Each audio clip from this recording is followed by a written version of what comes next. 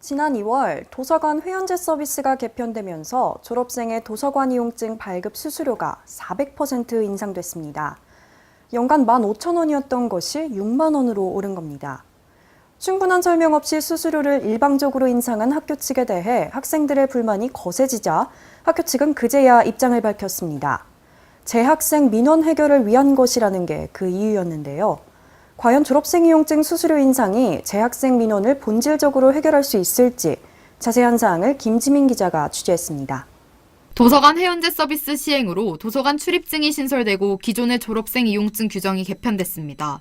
도서관 출입증 발급 수수료는 6개월간 만원이며 자료 제출과 열람실 이용에 제약을 받습니다. 도서관 이용증의 경우 발급 수수료는 연간 15,000원에서 6개월간 3만 원으로 변경됐습니다. 자료는 2주간 7건을 제출할 수 있으며 열람실은 제한 없이 이용 가능합니다.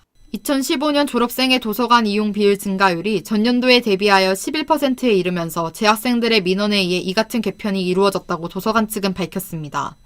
재학생들이 제기한 민원에는 졸업생의 불합리한 도서관 사용에 따른 좌석 부족에 대한 불만이 주요 내용이었습니다.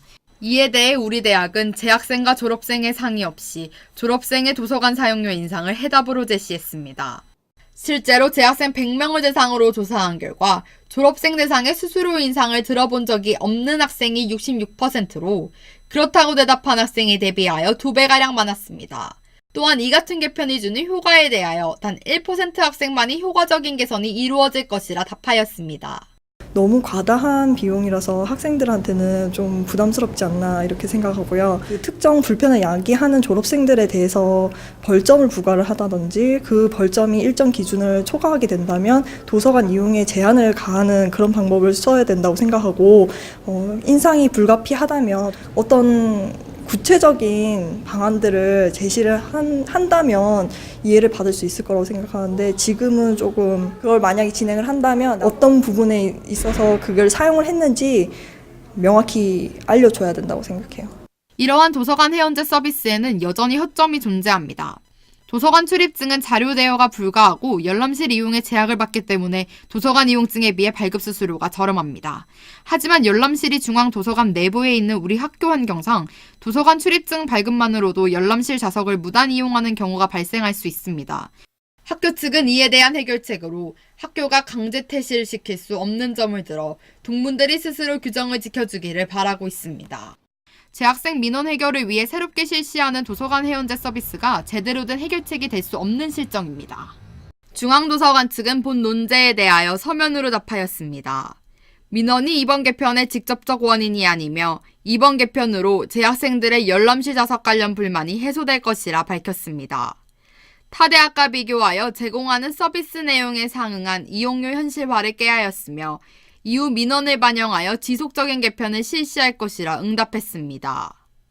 우리 대학과 달리 성신여자대학교에서는 졸업생이 도서관에 자유롭게 출입할 수 있고 일반 열람실 이용 또한 시험기간 이외에는 제약 없이 이용할 수 있습니다.